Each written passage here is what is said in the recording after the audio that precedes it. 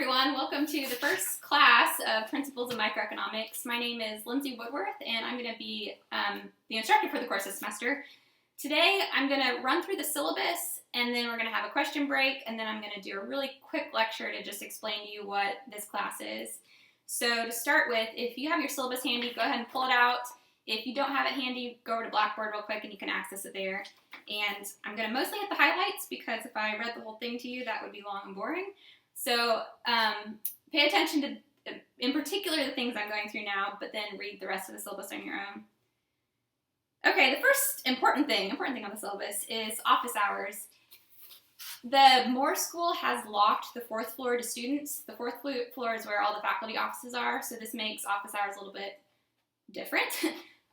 So for my office hours this semester, which are Monday and Wednesday mornings from 9:30 to 11:30, just send me an email and say I would like to talk to you at 10:15 on Wednesday morning by, and then tell me Zoom or telephone, and I'll try to just fit you in if I don't have another student that's coming by at that time. The second piece of the syllabus, which is extra important, is how this class is going to work. So all of your online classes are probably going to be slightly different.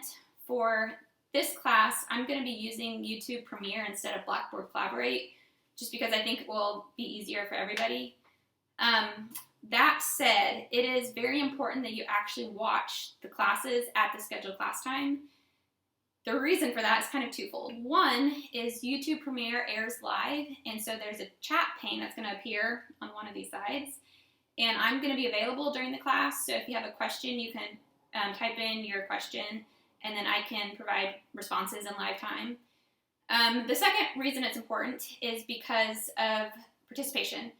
So the way each class is going to work, each class outside of today, is I'm going to give you a lecture that's going to be short-ish. We're going to break for 10 minutes for a question intermission. If you can hold your questions until the question break, that will be helpful. That way the chat pane's not blowing up during the lecture and it's just distracting everybody. So we're going to have a designated question period. If you don't have questions, you can go get water, kind of stretch, do whatever. And then after the 10 minutes of questions, we're going to meet back and I'm going to give you an exercise to complete for the day. The exercise you need to respond to the exercise by the end of the scheduled class time. And so the way this is going to work is maybe I'll tell you to derive a demand curve. You need to do the work. I'll give you time to do this. And then before the end of your scheduled class time that day, you need to submit your answer. This is going to count for a participation score. So if you turn in your answer to the exercise 30 minutes after class, you won't get your participation score for the day. So this is why it's really important to actually listen to the classes during the scheduled class time. The second section of the syllabus that's important is the required text. So I'm going to be using Principles of Microeconomics by Greg Mankiw. Personally, I'm going to be using an older edition. I'm going to be using the 7th edition. If you want to get a newer edition, go for it. They're more expensive, but not much changes from edition to edition. Just make sure if you are using a different edition than me that you're following along with the chapter so that if there's any kind of discrepancy in the content, you're actually reading the correct chapter. I'm going to punt on the next page and the course description because I'm going to come back to that and explain the class after a little bit. So if you flip over a couple pages, we'll get to what everybody cares about, the assignments and grading. So for this class, the participation in the exercises is going to count for 30% of your overall course score. This is great news for you because this is like an easy 30%. All you have to do is submit a response to the exercise every day, and then you'll get your participation score. I'm not going to be grading for accuracy, just completion, on-time completion. So make sure you're participating, and that will be an easy 30% that you'll just get off the bat. I understand that there's sometimes things that come up that prevent you from attending a class. So I'm going to give you 3 freebies throughout the semester for your exercise responses. After that, if you miss an exercise, it's going to start counting against your grade. So just make sure you're tuning into class and you're completing the exercises. The rest of your grade is going to come from exams. So there's going to be a total of 3 exams this semester. Exams 1 and 2 will not be cumulative, and each of those 2 exams is going to count for 20% of your grade. The final exam, exam 3, is definitely going to be cumulative, and it's going to count for 30% of your grade. In terms of retakes, my general policy is not to do retakes. There's only 3 exams this semester, so there's only like 3 dates you need to make sure you're definitely here. If you find yourself ill on an exam day or something just extreme comes up, let me know and I will kind of grant retakes at my discretion. If you are sick, make sure you get a doctor's note so that you have a documentation of your illness, and then I can talk to you about accommodations. But by and large, you just need to make sure you're here on the exam dates. The grading is going to be pretty typical, so anything or any score you get above a 90% in the class is going to be an A. If you get above an 80%, that will be a B. If you get a high 80, that will be a B+, and so forth. Next page is student tracking. So specific to the Darla Moore School, there are a couple of classes where the university asks that the professor tells them student attendance and performance at a couple times throughout the semester so that if you're doing bad in the class, they can contact you and try to provide additional assistance. So on September 23rd and on October 28th, behind the scenes what I'm going to do is I'm going to take your grade and your participation and report it to headquarters. And then if you fall below their threshold, then someone from the Student Success Center is going to contact you. This is not a punishment by any means. This is just them reaching out to see if you want extra help. If they do contact you, I would strongly recommend that you take them up on the help that they offer. Again, it's not a punishment. It's just to keep people from falling through the cracks. Additionally, if you're doing okay in the class and they don't contact you, you're also welcome to just go get help from them for free on your own. So there's a person from Student Success Center who's been assigned to this class, and she may be sending you emails through Blackboard. If you just want help with tutoring or exam preparation, contact her, and they provide this free, great service of just helping you. So take advantage of that if you'd like to. Next section of syllabus is something I could talk about for 3 hours, but I won't. Academic honesty. So I'll back up a little bit. So we have had multiple conversations within the faculty that we have observed that cheating is much more prevalent with online classes. This is very much on our radar. Do not cheat this semester. I have a policy of giving zeros for cheating. Almost every semester that I've been here, I have failed someone in my class because I caught them cheating. Do not do it this semester. If you do, punishments can potentially be quite severe. And on top of you not wanting to get punished, it's an integrity issue. So just be a person of integrity and don't cheat.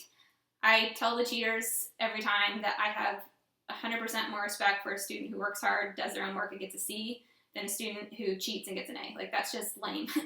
Do not do that, and if you do cheat, you run the risk of getting into big trouble.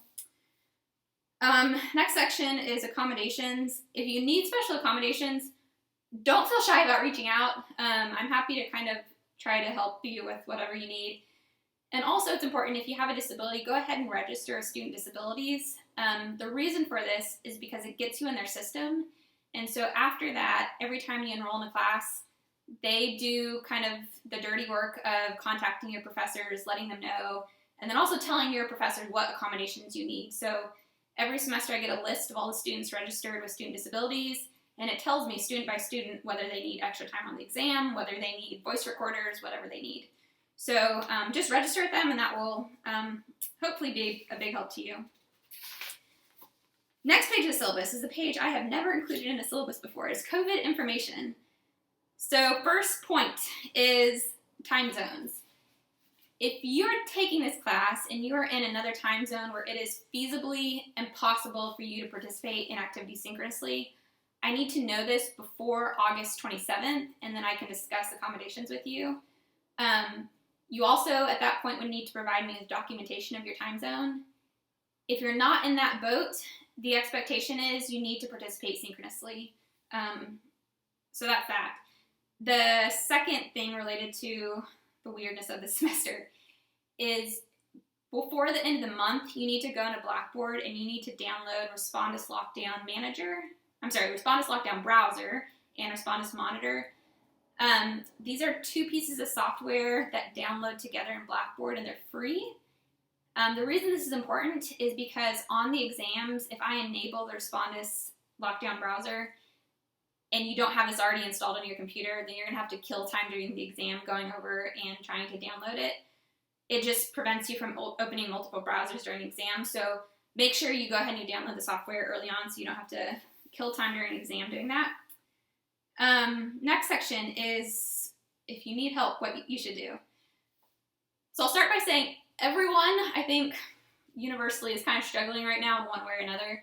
So if you need help with illness, if you need help with food insecurity, if you need help with financial matters, don't be ashamed to just reach out and tell me or one of your other instructors, and we're glad to provide assistance.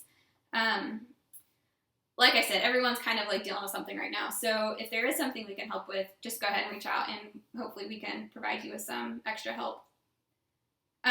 Next section in the COVID slot is copyrights. It's important that you be aware that all of the information for your online classes and for your face-to-face classes is copyrighted. So anything that gets posted online, including YouTube, or is posted offline is copyrighted. That means if you distribute it outside of the class, including if you provide it to Course Hero, if you share it with other people who aren't in the class, that may be an infringement of copyright laws and you could be prosecuted. So make sure all class materials stay within the class and you are not distributing them at all outside of the course that you're getting that information from. The final COVID thing is what you should do if you test positive. There is a link in the syllabus on the bottom of the page that has COVID information that you need to click if you test positive. It takes you to a university site where you can just notify them that you have tested positive. The reason for this is twofold.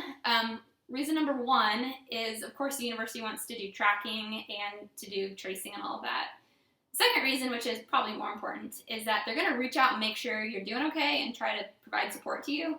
So notify them if you test positive. That way they can just kind of make sure all your needs are met and just take care of you. So hopefully very few people test positive in this class. But if you do, make sure you just let the university know. Okay, we're almost done. Next page of the syllabus is course outline. So I have listed all of the chapters that we are going to attempt to go through. I've never taught this particular class online, so I'm not quite sure how quickly we're going to get through the material. If we get to the end of the semester and I haven't gotten to a couple of chapters, you're not going to be responsible for those, but this at least gives you the sequence that we're going to go through. So if you have another edition of the textbook, especially pay attention to this page so that you can make sure the chapters that you're reading are coinciding with the chapters that we're covering in the 7th edition of the textbook. And next and last page is important dates. So I'm going to highlight just a couple things. If you got your calendar out, highlight these so that you make sure you don't oversleep on these dates. Exam 1 is going to be on Wednesday, September 23rd. Exam 2 is going to be on Wednesday, October 28th. And then make sure you see the syllabus for your final exam time. It's dependent on what time your section is meeting, but make sure you also highlight that in your calendar. All right, that is finally the end of the syllabus. This is usually the most boring lecture of the semester. We're going to break for 10 minutes for the question intermission. If you have any questions about the syllabus or logistics of the class, just type them into the chat pane and I'll try to answer them.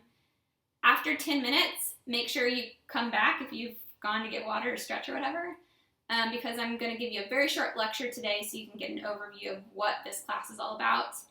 And then that will be it. So let me know if you have any questions. I'm excited to have you all in class, and see you after 10 minutes.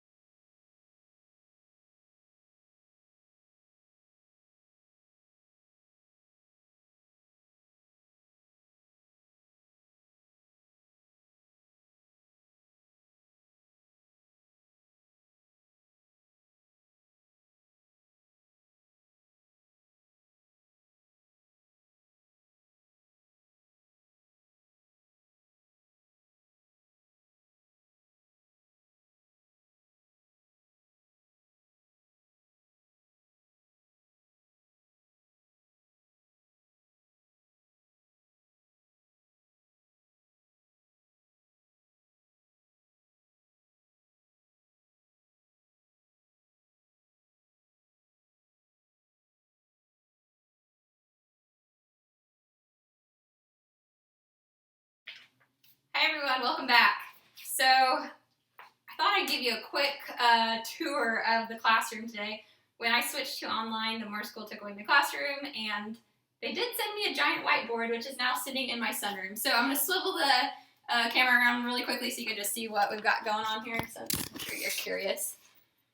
We got plants and calendar and whiteboard, and this is the weirdest classroom ever. But this is where we are, age of pandemics. So today, what I'm going to do is I'm going to give you a very quick introduction of what is economics, just so you can kind of get a general sense for what you're going to be learning about. An important thing, I know that online lectures are incredibly boring to watch, and so I'm intentionally going to go old school and do a chalk and talk type lecture so that you are going to be getting notes by writing notes out yourself. This hopefully is going to serve two purposes. Purpose number one is you have to be engaged to write notes, and so hopefully it will keep you more engaged because I'm giving you something you physically have to do while you're watching the lecture. The second thing, which is good, is there's actually been a lot of research that says when students actually have to physically take notes, there's something about that process that makes the information stick a little bit more. And so even though I know it's not always fun taking notes, I think it will help you just retain the information a little bit better. So with that, make sure you have paper with you every class and a pencil, and then you will be in business. So what I want you to think about is what is economics? So to help you motivate this, I want you to first of all consider that in the world we have stuff. So maybe we have t-shirts, and there aren't an infinite number of t-shirts. We also have other stuff like pencils, and again, there aren't infinite numbers of pencils. We have a limited number of them. And we also have time. So all of these things that we have in the world are scarce. What does scarce mean? Scarce just means there is a fixed number of it. We don't have infinite t-shirts, pencils, and time. Okay, this means we have to somehow come up with a method to allocate these things across people. So we've got the world here. You can admire my lack of artistic abilities this semester. This is the USA and South America, and we got Europe and Africa. And there's people who live in the world. So what an economist's job is to think about, okay, given we've got these t-shirts, who gets them? We've got lots of people, so we need some way to allocate them. So maybe one way is we could say, okay, everyone who lives in the USA, you get a t-shirt. Or everyone in the world, regardless of location, who's above 5 years old gets a t-shirt. These are different ways of doing the allocation. Similarly, we have to do the same thing for pencils. So who gets a pencil? Maybe we can say only the people who are in school get a pencil, or only the people who are rich get a pencil. And so we need to have some way to think about how these scarce resources get distributed to people who will use them. Okay, what about this thing, time? So think about a machine that makes pencils. That machine is probably equipped to make other things, so it can make maybe widgets or it can make pencils. But the idea is we can't have infinite numbers of pencils by the machine just working millions of hours per day to spit out pencils, because there's only 24 hours in a day for the machine to make something. So the machine owner has to decide in the 24 hours, how many hours am I going to spend using the machine to make pencils versus widgets or something else.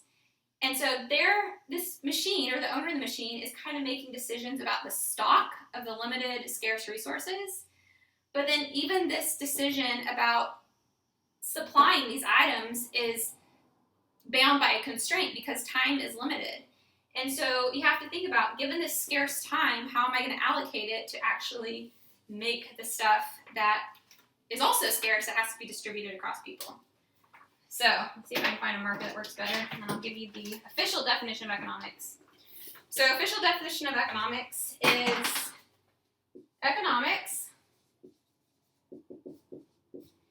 is the study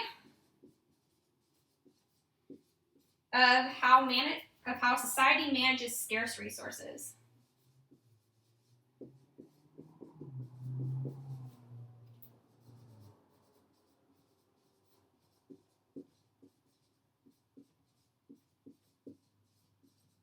going to get lots of practice writing this semester. I normally type instead of write, so maybe my handwriting will improve as the semester goes on. So by and large, this is kind of what we're going to be studying this semester. In most markets, which is what economists, we study markets to understand this question, the allocation of the scarce resources to the people is going to be based on a mechanism called the price.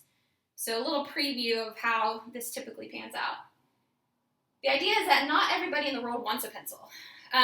Some people just don't know how to write. Some people don't want to write. And so it's not going to make sense for those people to be allocated the scarce resources. And so we need some way to figure out which people actually need and want the goods. And so the mechanism that we use to reveal people's preferences is a price tag. And the idea is if I don't want a pencil, then how much am I willing to spend on a pencil? Nothing. Like, I would not get a pencil if it cost me something. But for people who want pencils, they would be willing to pay something to get a pencil. And so people's willingness to pay, or the price tag that they would be willing to buy a pencil at, will reveal how much they want that pencil. And so what we do is the market assigns a price level to particular goods. The people who want it will be willing to pay that price. The people who don't want it won't be willing to pay that price. And so everything gets run through the mechanism of prices. And then we'll also show how the prices adjust to kind of reach an equilibrium. And then that becomes a very strong tool for us to kind of take these things that are limited and then figure out who in the world is going to get that limited thing that we have. Okay, so today is going to be super short and sweet in terms of the lecture. Typically, today is an atypical lecture in that I'm not going to give you an exercise. But typically, the way this is going to work is I'm going to give you this to start with. After this, we're going to do questions. And then following the question break, I would give you an exercise where you would need to submit your response to the exercise before the end of the class. So I'm not going to do that today, but I am going to give you one assignment to do before next class. So I'm going to tell you which chapter you need to read, and then you can come to class next time prepared by reading this chapter. So, clearly I need to work on my setup here. I will get this figured out as the semester goes on. But to do for next class is you need to, on your own, get out your textbook and read chapter 2, which is what we're going to be starting next week. And then once you do that, you'll be good to go. Again, feel free to email me if you have questions about whatever, and I'm going to be responsive to email. So enjoy the rest of your day.